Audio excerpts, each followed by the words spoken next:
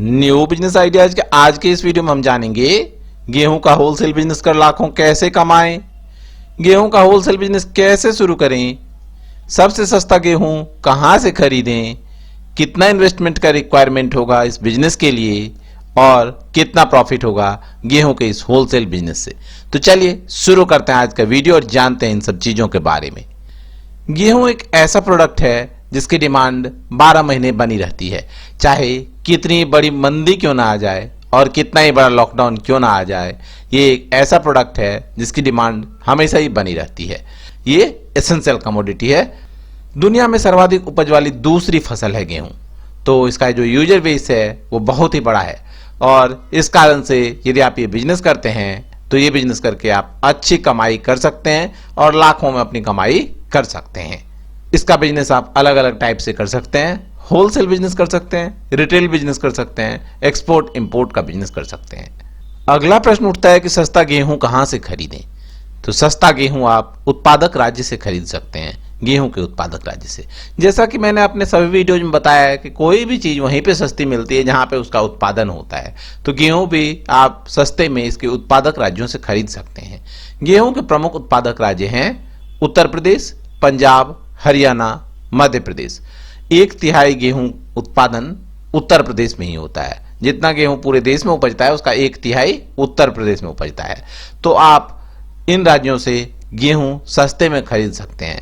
आप जिस भी राज्य के आसपास रहते हैं, जो भी राज्य आपके नजदीक हो, इनमें से वहां से आप गेहूं सस्ते में खरीद सकते हैं और बेचकर अच्छा खासा प्रॉफिट कमा सकते हैं। एक चीज और है कि आप उत्पादन के समय गेहूं खरीदें, क्योंकि कोई भी प्रोडक्ट उस समय सस्ता होता है जब उत्पादन होता है। तो किसान बेचने आते हैं बाजार में, मंडी में, और सप्लाई ज्यादा होती है तो जो प्रोडक्ट है वो सस्ते में अवेलेबल होता है। तो आप कोशिश करें कि उत्पादन के समय सस्ते में गेहूं खरीद लें। अगला प्रश्न आता है कि कैसे खरीदें गेहूं। तो गेहूं आप इसके उत्पादक राज्य से खरीदिए और ये खरीदने के अलग अलग तरीके हैं। आप किसान से डायरेक्ट खरीद सकते हैं या फिर ब्रोकर के थ्रू खरीद सकते हैं। दोनों के अपने अपने नफा नुकसान हैं, प्रोज एंड कॉन्स हैं। तो आप इन दो तरीकों से गेहूं खरीद सकते हैं। यदि आप किसान से गेहूं खरीदते हैं तो गेहूं आपको सस्ते में मिल जाएगा, लेकिन आप किसान से तभी गेहूं खरीदें जब आप गेहूं की वैरायटी पहचानते हो, गेहूं के अलग अलग टाइप्स आप पहचान सकते हो, तभी आप किसान से गेहूं खरीदें। दूसरा तरीका है ब्रोकर के थ्रू खरीदने का।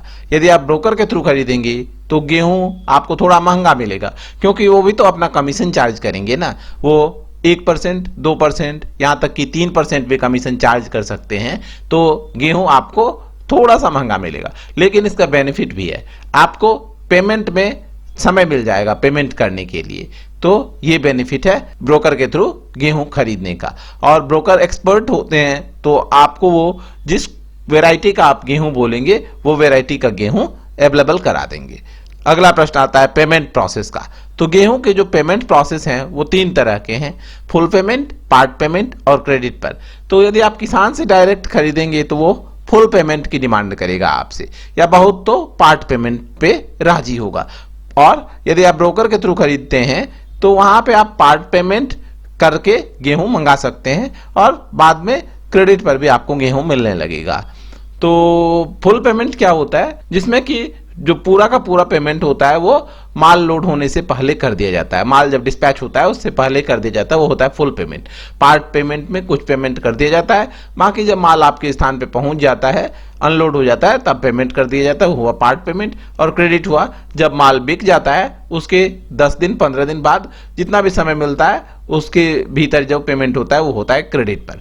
तो ब्रोकर के थ्रू जल्दी क्रेडिट मिल जाता है। और यदि आप एक्सपर्ट हो जाते हैं इस बिजनेस में, गेहूं को पहचानने में, गेहूं के बिजनेस में, तो किसान भी आपको फिर क्रेडिट दे सकता है, देता है, यदि आपके अच्छे रिलेशन बन जाते हैं तो। अगला प्रश्न उठता है कि अच्छा मुनाफा कैसे कमाएं। तो अच्छा मुनाफा आप कमा सकते हैं गेहूं उत्पादक राज्य से गेहूं खरीद कर और उसका एक्सपोर्ट करके। अलग अलग वैरायटी का गेहूं होता है, तो आप अलग अलग वैरायटी के गेहूं का एक्सपोर्ट करके अच्छा खासा मुनाफा कमा सकते हैं। दूसरा तरीका है कोल्ड स्टोरेज में रखकर और सीजन में बेचकर। कोल्ड स्टोरेज में आप गेहूं को सुरक्षित रखें। यहाँ पे कोल्ड स्टोरेज से मतलब है कि गेहूं सुरक्षित रहे, उसमें दीमक नहीं लगे, खराब नहीं हो, कीड़े नहीं लगे, इस प्रकार से गेहूं सुरक्षित रखें और जब सीजन आता है उसमें बेचें और अच्छा खासा मुनाफा कमाएं। तीसरा तरीका है होलसेल में रिटेलर को बेचकर भी आप ठीक ठाक मुनाफा कमा सकते हैं। तो ये हैं अच्छे खासे मुनाफा कमाने के तरीके। अगला क्वेश्चन उठता है कि क्या क्या आवश्यकता है इस बिजनेस को करने के लिए। तो इस बिजनेस के लिए दुकान एवं गोदाम चाहिए और दुकान एवं गोदाम भी चाहिए मंडी में चाहिए, जहां पे गेहूं के, चावल के, दाल के, मक्के के, इन सब के खरीदार आते हो, व्यापार होता हो जहां पे इस सब का, वहां पे आपको दुकान चाहिए। तो आप बोलोगे कि यहाँ तो कंपटीशन ज्यादा होगा। हाँ, कंपटीशन तो ज्यादा होगा, लेकिन यहाँ पे जो कस्टमर है उनकी संख्या भी ज्यादा होती है, तो आप अच्छा खासा प्रॉफिट कमा सकते हैं। दूसरी जरूरत है जीएसटी नंबर की, ये भी आपको चाहिए। तीसरा है फर्म और कंपनी रजिस्ट्रेशन का। तो यदि आप होलसेल का बिजनेस कर रहे हैं तो आप फर्म और कंपनी का रजिस्ट्रेशन जरूर से करवा लें, क्योंकि ये जो बिजनेस है तो इसमें टर्नओवर, आपका ईयरली टर्नओवर आसानी से 50 लाख के ऊपर निकल जाता है। तो आपको जीएसटी नंबर भी चाहिए और फर्म और कंपनी रजिस्ट्रेशन भी करवा लेना चाहिए और कम से कम एक स्टाफ चाहिए जो कि हेल्प करेगा लोडिंग, अनलोडिंग, मार्केट सर्वे, मार्केट में माल डिस्पैच करने के लिए, रिटेलर को माल पहुंचाने के लिए, ऑर्डर लाने के लिए, इन सब चीजों में आपकी हेल्प करेगा। तो कम से कम एक स्टाफ तो चाहिए ही, यदि छोटा बिजनेस आप कर रहे हैं तो भी, और यदि बड़ा बिजनेस करते हैं तो उस हिसाब से आपको स्टाफ भी रखने पड़ेंगे। और इन्वेस्टमेंट की बात करें तो दुकान का किराया में इन्वेस्ट करना पड़ेगा, ट्रांसपोर्ट कॉस्ट होगा, वहां भी इन्वेस्टमेंट होगा, स्टाफ की सैलरी में इन्वेस्टमेंट होगा। ये सब तो हो गई इन्वेस्टमेंट, और साथ ही स्टॉक में इन्वेस्ट करना पड़ेगा कि आप कितना गेहूं रखते हैं, इसमें भी इन्वेस्ट करना पड़ेगा। तो ये इन सब चीज़ों में इन्वेस्टमेंट आपको करना पड़ेगा। तो मोटा मोटी यदि हम इन्वेस्टमेंट की बात करें तो ये 2 लाख से लेके 5 लाख में आप ये बिजनेस स्टार्ट कर सकते हैं, और ऊपरी सीमा आप जितना चाहें उतना बढ़ा सकते हैं। 10 लाख कर सकते हैं, 50 लाख कर सकते हैं और करोड़ भी कर सकते हैं, ये आप पे डिपेंड करता है।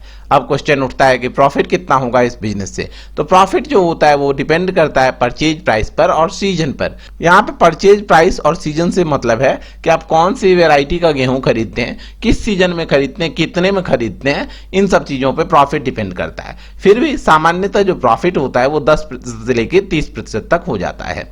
आपने सुना होगा कि 4-5% ही प्रॉफिट होता है, ऐसा भी होता है, लेकिन सामान्यतः यदि बिजनेस किया जाए, तरीके से किया जाए, तो 10% से लेकर 30% तक प्रॉफिट हो जाता है इस बिजनेस से। यदि आपका कोई भी सवाल हो गेहूं के बिजनेस से या फिर अन्य किसी भी बिजनेस से संबंधित, तो आप कमेंट सेक्शन में पूछ सकते हो, मैं उन सवालों के जवाब जरूर से बताऊंगा। हाँ, आप अपना नाम और शहर का नाम लिखना ना भूलना, जिससे कि हम आपके बारे में जान सकें। साथ ही आप ये भी बताना कि आपको आज का ये वीडियो कैसा लगा और अगला वीडियो आपको किस टॉपिक पे चाहिए। Thank you.